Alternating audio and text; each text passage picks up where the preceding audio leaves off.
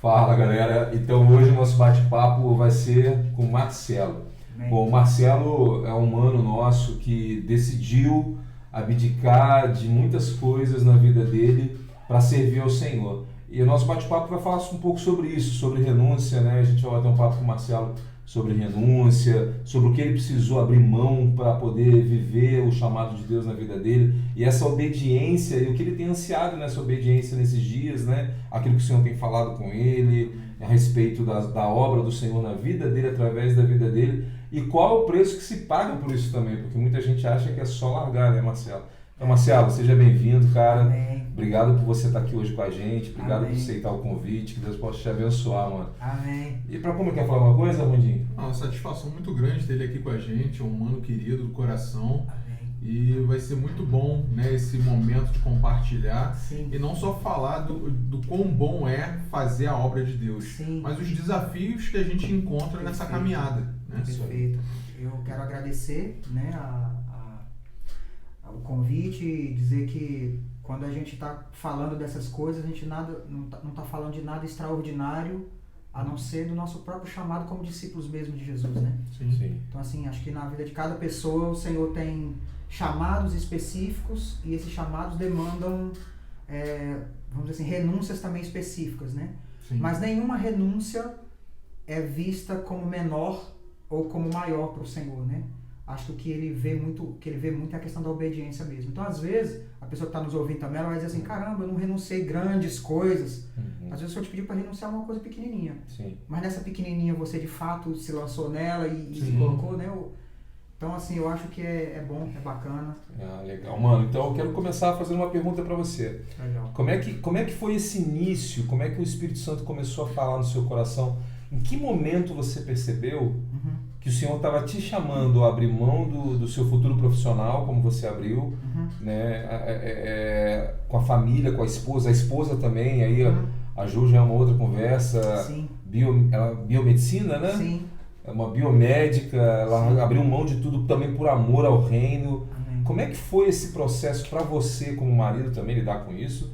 E esse processo contigo, o Marcelo também é da área de TI, né, Marcelo? Sim. Trabalhou anos no governo, na área do governo em Brasília, se não me Sim. engano. Sim. Então, como é que foi tudo isso? Como o Senhor começou a falar com você? Quando que você percebeu que Deus estava falando, Marcelo, chegou um momento. Quando é que você percebeu que Deus falou assim, ó, larga a rede que eu vou fazer você pescador de homens. Larga aí a rede no barco que eu vou te fazer pescador de homens. Fala um pouco sobre isso, cara. Amém. Eu vou tentar assim, mano, de uma maneira resumida, mas sem tentar cortar os principais detalhes que são importantes ou que são relevantes a essa compreensão, né? Mas porque a minha história ela começa um pouco alguns anos atrás, né? Eu fui, vamos dizer assim, desde que meus pais me introduziram na igreja, vamos dizer assim, eu sempre tive vontade, então assim, do ponto de vista do desejo, eu sempre tive vontade, por exemplo, de ser um missionário. Eu sempre tive vontade de trabalhar na obra missionária, né? Então, assim, eu me lembro de ir à igreja e eu gostava muito dos cultos de missão. Eu gostava muito de quando aquela galera vinha de fora. Não sei se vocês já participaram de uma vez quando vem uma galera de fora e eles começam a contar dos desafios que tem lá e de umas doideiras que Jesus fazia. Então, na minha cabeça era mais ou menos assim. Se eu quiser vivenciar coisas maiores com o Senhor, isso está ligado a eu me colocar em situações onde a necessidade também é maior, né? Então eu tinha uma coisa tipo assim, cara, talvez a gente não vê coisas tão grandiosas acontecendo ou certos níveis do poder de Deus ou coisas se manifestando porque a nossa necessidade é menor, mas o cara vai para uma África da vida onde não tem nada, tá todo mundo morrendo, doença matando todo mundo, cara, lá a gente vai ver umas doideiras. Então quando eu via pessoas vindo de diversas partes e contando esses testemunhos, isso gerou no meu coração um desejo de ser um missionário mesmo. Mas ao mesmo tempo que eu tinha um desejo de ser um missionário, no sentido de uma chama no meu coração, e aqui eu já estou falando dos meus 16 anos de idade, né? Nossa, bem Nos cedo. meus 16 anos de idade eu já pensava, ao mesmo tempo eu tinha aquela outra visão que era, cara, os missionários estão num aperto danado lá, mano, no campo lá, e cara, não tem o que comer, eles não têm o que vestir, e eles estão passando fome, estão sendo presos, Então, por um lado eu tinha um desejo muito grande, mas por outro eu tinha um medo muito grande. Né? Então eram duas coisas que sempre conviveram dentro de mim. E aprove ao Senhor que eu passasse por algumas experiências com Ele, primeiramente. Eu penso assim, cara, antes da gente se lançar, eu acho que antes da gente se lançar a qualquer passo no sentido de ministério, no sentido de fazer alguma coisa para o Senhor, a gente tem uma jornada que o Senhor sempre nos conduz de uma jornada de conhecimento primeiro do Senhor, né? Então assim, antes do Senhor dizer assim, cara, primeiro eu tô te mandando numa tarefa, eu acho que o primeiro passo que Ele faz é chamar você para conhecer mais dEle.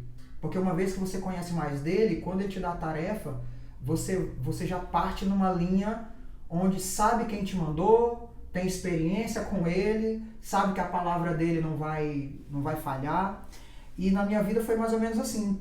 Só que uma das coisas que eu via também, e aqui eu não falo num tom de crítica, no sentido de atacar, mas numa crítica construtiva, uma das coisas que eu via muito é que se alguém na igreja desejasse ser um missionário, né, na minha época, se alguém desejasse ser um missionário, por exemplo, era muito difícil.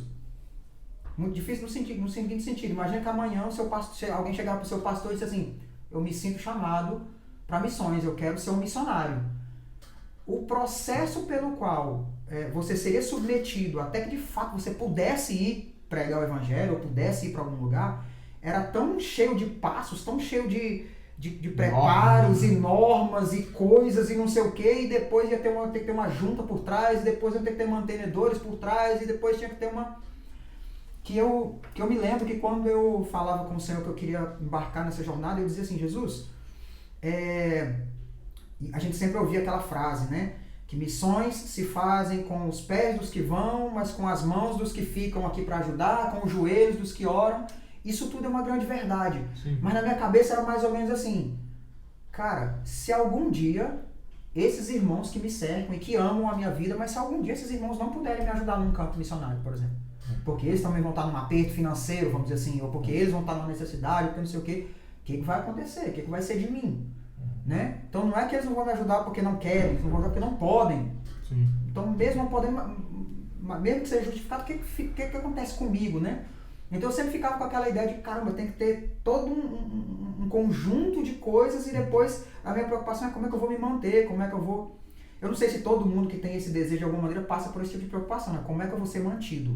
Como é que eu vou ser sustentado? Sim, acho que é muito comum, né? Eu acho que é o básico. Sim. Né? É o básico de quem vive a vida missionária. Sim. Eu acho que e principalmente que no teu caso, que você tem família, você tem mulher e filho. Sim. Então, esse é uma preocupação primária. Que é legítima também, né? Agora, quem é solteiro, o cara só se preocupa com ele, entre aspas, mas ainda assim é uma preocupação. Sim. Eu vou estar no campo missionário, fazendo a obra do Senhor, pregando o evangelho, mas como é que eu vou comer? Exatamente. Como é que eu vou me vestir? Como é que eu vou viver? Né?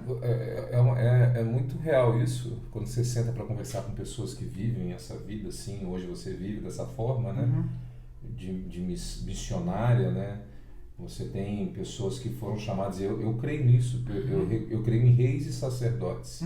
Eu creio que Deus chama reis que sustentam o reinado do Senhor, né? Eles são reis, reinam junto com a gente, como nós somos reis também. Perfeito. Ele é rei dos reis e senhor dos senhores. Amém. Então nós somos reis e senhores, mas eu creio sobre reinado e sacerdócio no sentido de... Existem pessoas que têm a situação financeira para manter sacerdotes. Aqueles que se abdicam da sua vida para cuidar das almas, para fazer o reino se expandir. Eu creio nisso. Você acha que não entra um pouco, às vezes, aí é um pouco do que você viveu lá atrás. Hoje, claro que você já a mente é muito mais fortalecida do que lá atrás, quando você decidiu iniciar. Sem dúvida. Um pouco lá atrás não era um pouco também de você não tinha uma ansiedade, aí entra um pouco aquele texto, não andeis ansiosos com coisa alguma, com que é a vez de comer, com que é a vez de vestir. Você vê essa ansiedade no passado e vê como isso já mudou na sua vida. Como é que você enxerga isso hoje, mano? Sim, é porque, por exemplo, eu acho que essa ansiedade ela é natural porque você tende... Por exemplo, eu não sei se com vocês é assim, mas geralmente quando eu li as coisas na Bíblia, mesmo no meio onde eu estava, né? Eu li as coisas na Bíblia, eu via no meio onde eu congregava, onde eu reunia, né, tal, eu via uma operacionalização desse princípio.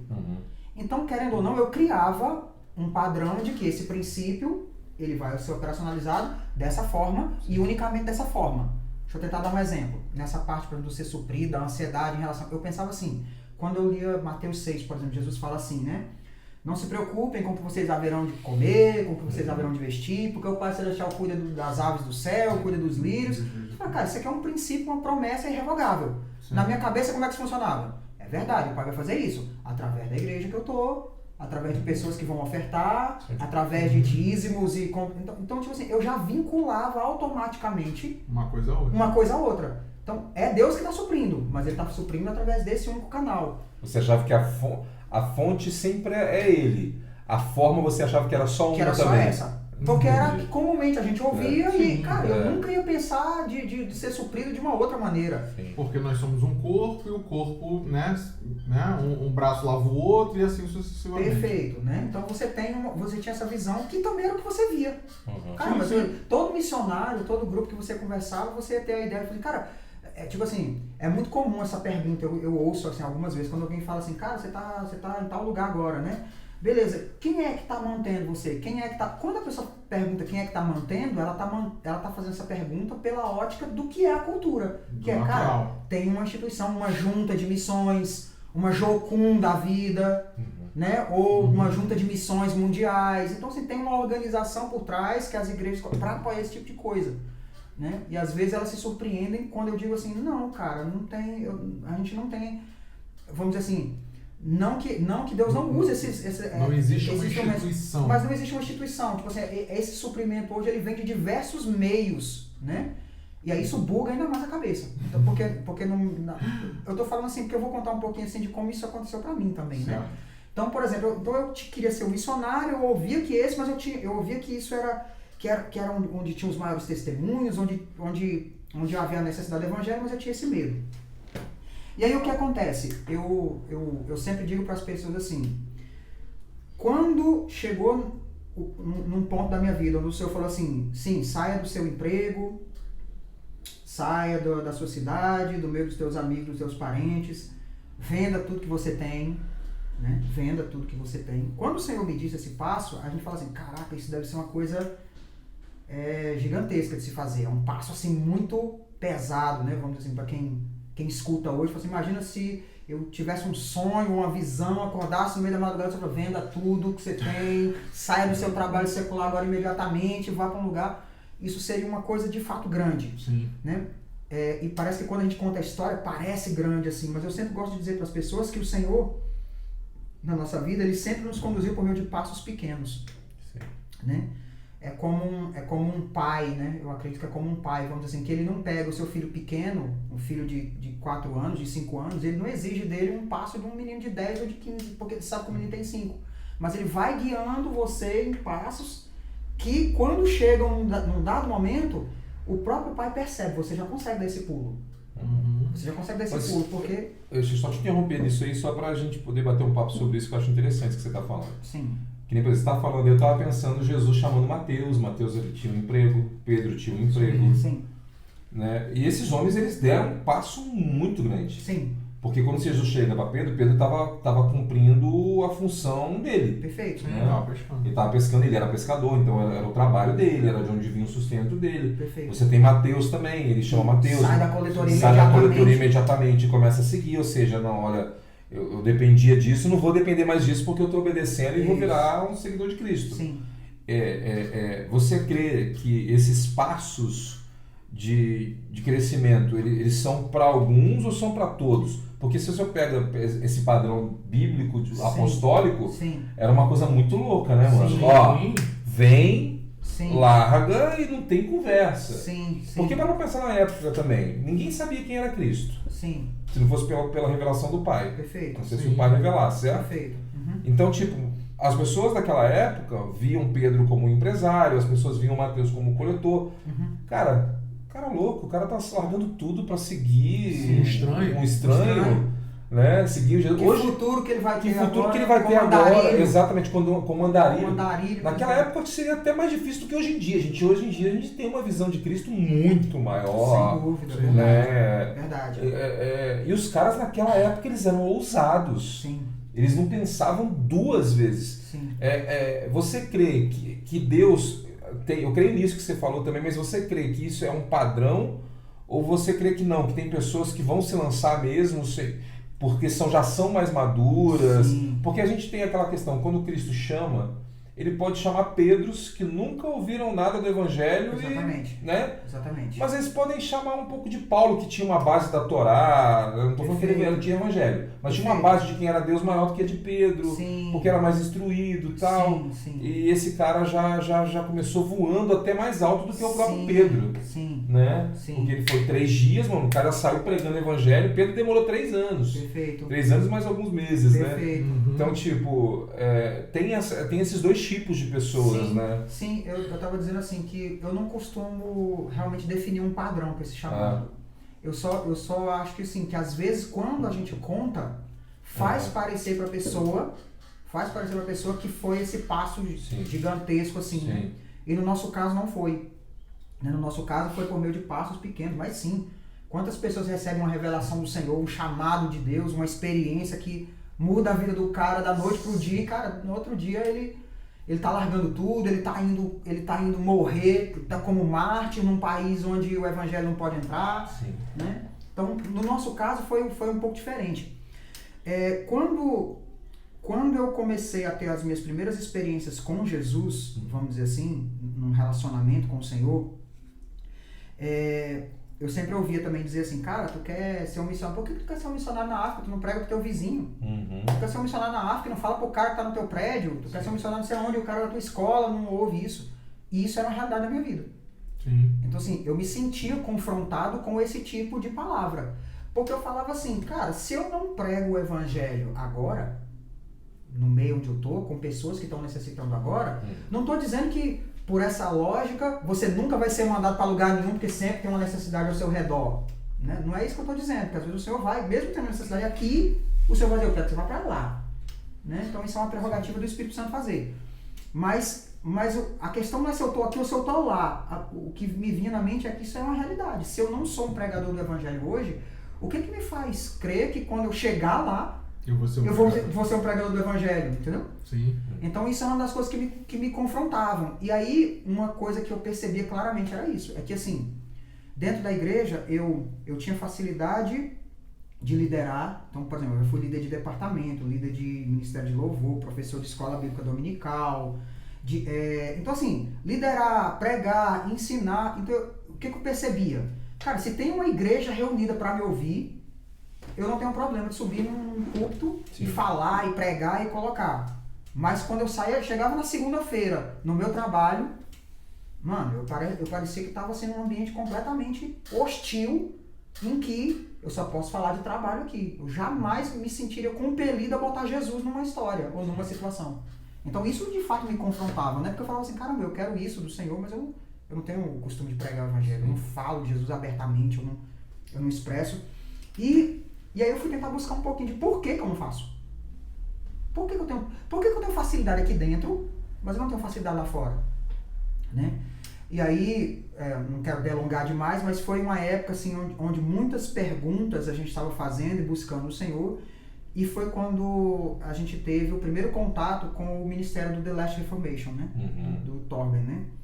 E uma das coisas que me confrontava muito, quando eu via ele nas ruas, em todos os lugares, e pregando, e uma das coisas que me confrontava muito, que era uma das questões que eu tinha com Deus, que eu falava assim, Jesus, eu não tenho coragem ou abertura de falar do Senhor para os meus colegas de trabalho, porque eu não sei como abordar, eu não sei como falar com eles. Engraçado, eu falo sobre qualquer temática, mas eu não consigo falar sobre isso. E eu me lembro que uma das frases do Torben, em algumas das lições que ele ministrava na época, era assim, toda falta que você sente hoje como um cristão para ser um discípulo de Jesus é porque você não foi discipulado. Então ele me deu uma chave, vamos dizer assim, que ele falava assim, é como que ele dizendo assim, se você tivesse sido treinado nisso, você conseguiria andar nisso. Mas geralmente você tem dificuldade em andar numa coisa em que você não é treinado a fazer aquilo, né? E eu percebi que era exatamente isso. Por que eu falava abertamente lá no meio? Porque eu era treinado a falar lá no meio. Eu era treinado a liderar. Eu era treinado, de alguma maneira eu era colocado, alguém me ajudava, mas quando ia para fora e quando ia no meu ambiente, eu não tinha esse tipo de treinamento, né? E aí ele colocava muito como sendo isso, se tu for treinado, se tu for capacitado nisso, você vai andar nisso de uma maneira mais simples, né? E aí eu falava assim, tá, beleza, quem é que vai me treinar? Eu tenho que pegar alguém que tenha hábito de fazer isso, hábito de pregar o evangelho, hábito de sair, de conversar com as pessoas, de falar. Eu não sei nem começar a pregar, não sei nem como começar. Eu vou pegar uma história bíblica que eu conheço e vou começar a falar. Então eu tenho que pegar alguém que tem esse hábito e preciso que essa pessoa me treine. E o meio onde eu tava na época não tinha isso. Não tinham pessoas assim. O nosso trabalho evangelístico era basicamente distribuição de panfleto e convite para o culto. Eu falei, cara, mas como distribuir um panfleto e convidar para o culto me ajuda a me... Isso aí era toda igreja, né? Toda igreja, toda né? igreja De uma antiga. maneira, Agora da Batista, o evangelismo. Panfletinho, telefone da igreja e convida para o culto. Exatamente. Né? Era assim. Por quê? Porque, querendo ou não, não você é tinha... cumprir o ID, é vinde. Exatamente. E ainda tinha aquele aspecto assim, eu não tenho que falar. Só entrega o papel. Boa tarde. Entregou, olha atrás aí, tem um convitinho, mensagem e tal, vamos ter culto lá, pode olhar aí e tal. Ou seja, me privava de falar, eu entregava e eu não tinha que falar. Aí eu falava assim, só que quando eu tô com o meu colega de trabalho, eu posso entregar um panfleto para ele que ele pode guardar no bolso e não sei o que, e nunca ir me visitar. Sim. Né? E eu falava assim, não, eu quero falar do evangelho, porque quando eu estiver lá fora, eu não posso entregar um panfleto para alguém, eu tenho que falar de Jesus, eu tenho que anunciar. Beleza, e aí nessa época que a gente conheceu o The Last Reformation, que foi um dos ministérios que impactaram bastante a nossa vida, eles colocavam sempre assim, cara, todo discípulo ele é deficiente naquilo que ele não foi ensinado, mas se ele for treinado naquilo, com o tempo, não da noite pro dia, mas com o tempo, ele vai se tornar prático. A gente não encontrou ninguém que fizesse isso. Então o que a gente começou a fazer? Eu fiz um desafio com o Senhor ainda, né? Eu cheguei e falei assim, Jesus, é o seguinte, como eu não tenho ninguém para me treinar, eu sei que eu vou errar pra caramba. Eu sei que eu vou errar pra caramba, eu já tô assumindo isso aqui.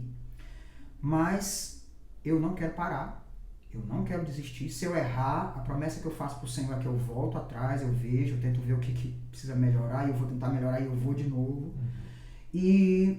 Mas eu preciso que o Senhor me ajude. E eu quero assumir esse compromisso. Beleza. Aí o que eu fazia? Por padrão, o que eu fazia? Eu assistia os vídeos no YouTube sobre como ele abordava. Como ele vai pra rua, o que ele diz, como ele chega na pessoa. Eu falo, cara, eu vou tentar fazer isso aí. Embora eu não tô vendo o background ali, não tô vendo o que tá acontecendo ali, eu vou tentar fazer igual, vamos ver o que vai rolar. Sim. Foi meio que, né, na cara e na coragem. Aí eu sempre conto um testemunho que a primeira vez que eu fui fazer isso, rendeu uma das coisas, vamos assim, das minhas experiências mais engraçadas da minha vida. Porque eu tinha saído do trabalho, aí eu tava no meu horário de almoço, eu fui pra um shopping almoçar. Aí enquanto eu tava almoçando, eu falei assim, eu quero falar de Jesus hoje pra alguém. Eu quero falar de Jesus hoje pra alguém. E a maneira como eu quero falar de Jesus, eu vou tentar usar aquela abordagem de oferecer oração por alguém, de perguntar como é que a pessoa tá, de repente orar, e a partir dali tentar falar, mas eu quero falar de Jesus com alguém. Aí o que eu comecei a fazer? Eu tava aqui comendo, né, e com aquilo na cabeça, eu preciso falar hoje de Jesus com alguém. Cara, é hoje, é agora. Se eu não destravar, isso nunca vai acontecer. Se eu ficar sempre com esse medo, nunca vai ser. Aí o que eu fiz? Eu comecei a fazer a seguinte oração. Senhor, manda alguém aqui para eu orar.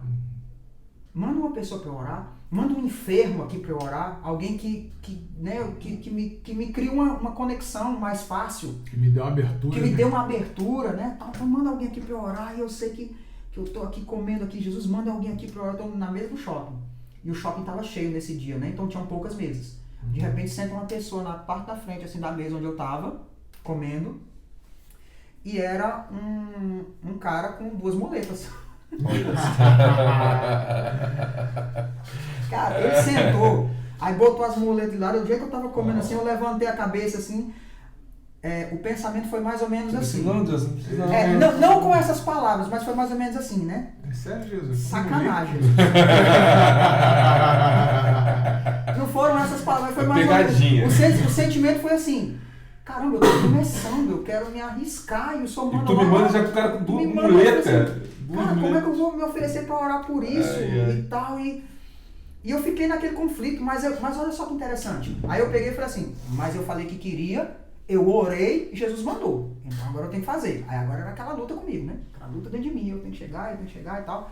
Mano, eu sei que eu terminei o meu almoço, não cheguei na pessoa. Aí eu levantei da cadeira, Fiquei ali rondando do shopping, ali perto da praça de alimentação e olhando pra mesa do cara. Eu falei assim, não, quando ele levantar, que ele sair daquela muvuca de gente, que ele tiver no lugar mais reservado, eu vou chegar nele, né?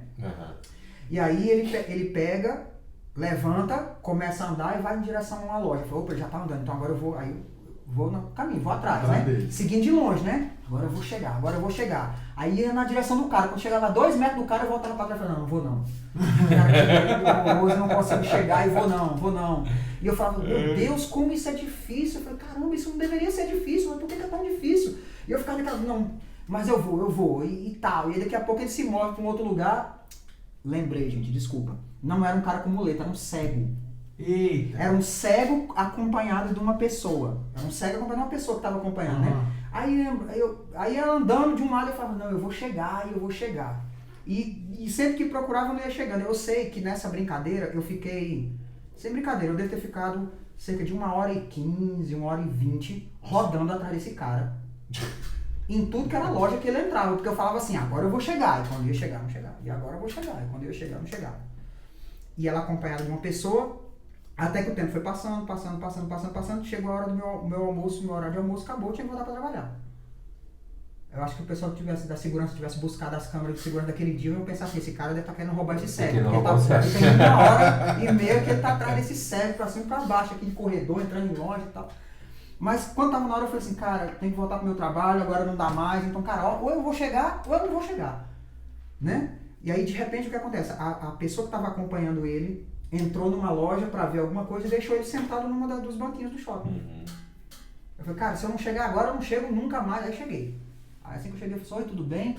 A pessoa falou, oi, tudo bem? Eu falei, meu nome é Marcelo e eu quero obedecer Jesus, eu queria muito orar por você. Eu posso orar?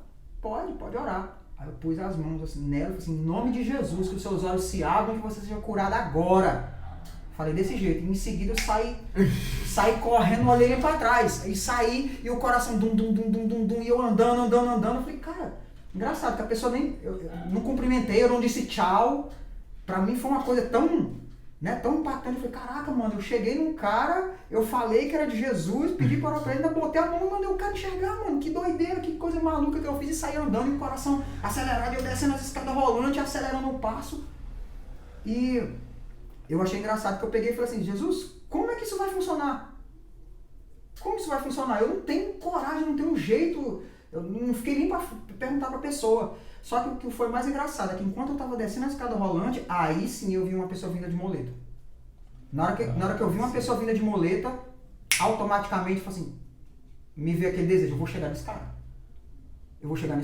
Aí eu cheguei no cara de muleta e falei assim, tudo bem, o que aconteceu com você? Foi um acidente que eu passei assim, cara, posso orar por você? Pô, pode orar. Aí abaixei, eu orei pelo pé dele. E aí ele pegou e levantou, pô, cara, muito obrigado. Né? Raramente as pessoas fazem isso, pô, cara, muito obrigado. Olha, continua assim e tal. Eu falei assim, amém, glória a Deus, e saí. E enquanto eu estava indo para o trabalho, o Senhor me disse uma coisa muito interessante. Ele falou assim, olha como no caso foi o processo. Ele falou assim, quanto tempo você levou para chegar na primeira pessoa? Eu falei assim, 1h20, para criar coragem. Eu falei assim, mas depois que você fez na primeira, na segunda você fez instantaneamente, não foi? Então você ainda não viu essa pessoa curada, você ainda não viu essa pessoa movendo, você não viu isso aqui, mas uma coisa quebrou aqui. Ou seja, um avanço você teve pelo fato de você se botar na situação. Sim. E eu percebi isso mesmo, que enquanto eu fiquei na dúvida, cara, no segundo não teve isso. Aí meio que assim, eu tava meio que naquela, cara, vou chegar, vou começar a orar para as pessoas. E aí eu comecei a perceber que existia uma receptividade, que existia uma sede nas pessoas. E mesmo que às vezes eu não via ninguém curado, eu não via ninguém impactado imediatamente, a primeira coisa que as pessoas faziam é, cara, nunca ninguém fez isso por mim. Nunca ninguém faz isso por mim. Caramba, que legal isso que você faz. E eu fiquei começando a digerir algumas coisas, tipo, cara, por que a gente não faz isso mais? A gente tem um medo, eu tava alimentando um medo, um receio, uma angústia, e cara, a receptividade que eu tenho é outra, né? E aí, a partir disso, o Senhor começou a destravar em mim essa questão do falar, do pregar. E aí eu percebi uma coisa. Que era, assim como eu tive o primeiro passo, eu tive uma maior dificuldade, mas no segundo já foi menor, o que eu entendi é, se eu continuar praticando e perseverando, as barreiras pouco a pouco vão cair. Elas também não vão cair de hoje para amanhã. Sim. Então exige que eu continue. Cara, bom, aí isso foi o que levou um pouco da minha jornada hoje, né? Então, A gente começou fazendo assim, aí depois que eu já estava praticando, sei lá, uma semana, encontrando, orando por todo mundo, o que eu comecei a fazer? Comecei a chamar outro para ir comigo. Cheguei, encontrei alguém e falei, cara... Encontrou mais um louco. Pessoal, você quer, tal? Eu falei, cara, mas como é que a gente vai fazer isso? Mano, encontrar o povo no meio da rua, mano, não, que doideira, como assim, vamos encontrar a pessoa? Eu falei, mano, vamos lá, a gente quer ver Jesus fazer, a gente tem que continuar, a gente tem que fazer. E uma coisa que eu via no vídeo, que eu queria imitar, mas eu não tinha coragem ainda, que eu via que o pessoal orava e perguntava assim, e aí, como é que tá? Como que foi a primeira vez? Então, o meu maior medo que você viu essa resposta de uma cura na sua frente, assim. Isso, o meu maior medo é que a pessoa dissesse assim, não aconteceu nada não. Eu tinha um medo danado, então eu não perguntava, né? Eu não perguntava.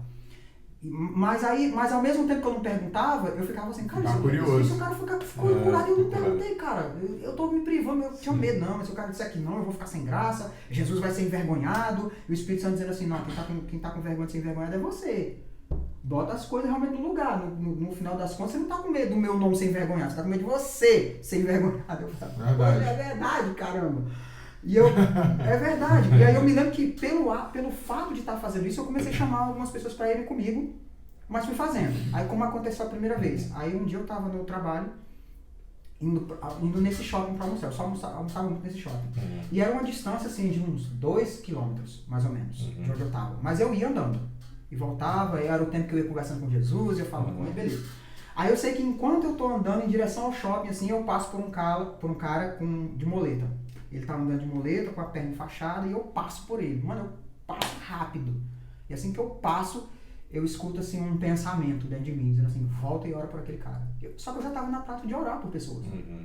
Volta e ora por aquele cara. Eu olhei pra trás e vi que o cara vinha na muleta. Eu falei, cara, ficou aquela batalha, né? Oro, volto, não volto, já tô na frente, vou parar aqui, não vou. Aí, tentando decidir se orar ou se não ia, naquele conflito terrível. E aí, enquanto isso, eu parei, fiquei pensando um pouco aqui, debatendo com Jesus, e o cara passou por mim. Aí o cara passou por mim, eu falei, caraca, eu tô orando por tantas pessoas, por que eu tô com dificuldade de orar por esse cara?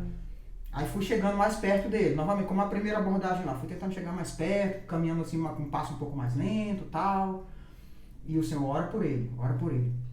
Aí eu puxei a conversa. Oi, mano, tudo bem? Tudo bem. Eu falei, o que foi isso aí? Eu falei, cara, isso aqui foi um acidente de moto que eu sofri. Eu trabalho na construção civil e eu sofri esse acidente de moto e eu quebrei o joelho. E eu vim aqui porque eu tô no INSS, vim fazer a perícia do INSS, porque eu vou, né, ficar encostado, aí fisioterapia, aí eles vão avaliar se eu vou ficar encostado permanentemente ou se eu vou poder voltar. E eu vim aqui fazer a perícia e tal. Aí eu falei, poxa, cara, entendi. E como foi isso aí, cara? Eu trabalho na construção civil, eu caí, né, de um andaime. Caí de um andaime e machuquei o joelho e também era motoqueiro e acabou que num dado momento eu já tinha machucado um pouco o joelho, eu levei uma queda e aí acabou de prejudicar o joelho, né? Aí eu falei, entendi. E como é que tá aí? Tu sente dor? Eu falei assim, cara, isso aqui dói toda hora, constantemente, eu tomo remédio o dia inteiro, esse negócio não para e não tem quem faça funcionar. Eu falei, caramba, tu deixa eu orar por você? Eu falei, deixa, pode orar. Aí a gente tava no meio eu tava no caminho, né, indo pro shopping, né, então uma galera passando, e aquele medo, eu falei, cara, aqui não tem nenhum lugar reservado que eu possa levar essa pessoa pra um cantinho e orar lá pra ninguém ver, não tem. Eu falei, caramba, Jesus bota a gente numa, assim, cara, mas vou aqui. Aí abaixei no meio da rua e tô ali orando. Aí eu pus as mãos no joelho dele e comecei a orar em nome de Jesus, que esse joelho seja curado, em nome de Jesus, tudo aquilo que foi danificado pela queda, ou não sei o que seja refeito em nome de Jesus. E eu sei que enquanto eu tô com a mão aqui orando, ele deu um salto pra trás, ele deu um pulo pra trás e deu um grito, fez assim, ai! E deu um pulo pra trás, né? Na hora que ele fez isso, eu falei assim, caraca, toquei no joelho do cara sem perceber. O meu pensamento foi, eu devo ter tocado em alguma coisa que provocou a dor e ele pulou sem querer. Eu falei, cara, desculpa, eu não queria ter tocado no seu joelho, não queria ter te machucado. Aí ele falou assim, não, eu senti uma pontada no meu joelho e o meu joelho parou de doer. Aí eu falei assim, parou de doer? Eu falei, parou de doer, não tô sentindo mais a dor, porque eu senti ela constantemente, mas ainda com o pé levantado, as muletas com o pé levantado. Aí eu peguei e falei assim, verdade, cara, verdade, mano. Eu falei, então fala o seguinte, tenta botar teu pé devagarzinho no chão pra ver se tu sente alguma coisa. Aí ele começou a tentar botar o pé, botou o pé. Não, cara, não tá doendo não. Eu falei, então tenta fazer força devagarzinho, até o ponto onde você sente que dá. E aí ele foi fazendo e ele apoiou o pé. E ele falou assim, cara, não tô sentindo mais dor no joelho. Aí, mano, depois que ele falou assim, não tô sentindo mais dor no joelho, ele forçou o pé, aí eu tomei coragem. Aí a coragem veio, eu falei assim, então me dá as muletas aqui. Aí eu peguei as 2 muletas dele, falei assim, vamos tentar dar uns passos aqui. Peguei as 2 muletas dele, falei assim, vamos tentar dar uns passos aqui. Apoia no meu ombro, vamos andar aqui um pouquinho. Aí ele começou, né, meio que mancando, meio com medo, né, também, né, mas apoiando o pé e ele falou assim, caraca, mano, que doideira é essa, cara? Eu tô conseguindo pisar a pedra. Se eu pensasse em tocar o meu pé no chão, eu ia ter uma dor aqui que eu ia desmaiar. O que aconteceu tal? Aí eu falei assim, cara, Jesus curou você agora. Foi isso que aconteceu. E eu tô mais surpreso que você, cara, porque eu nunca vi isso acontecer. Né? E aí eu peguei e falei assim, você sabe quem é Jesus? Aí ele falou assim, eu sou desviado. Eu sou desviado. Eu já estava há 10 anos desviado da igreja.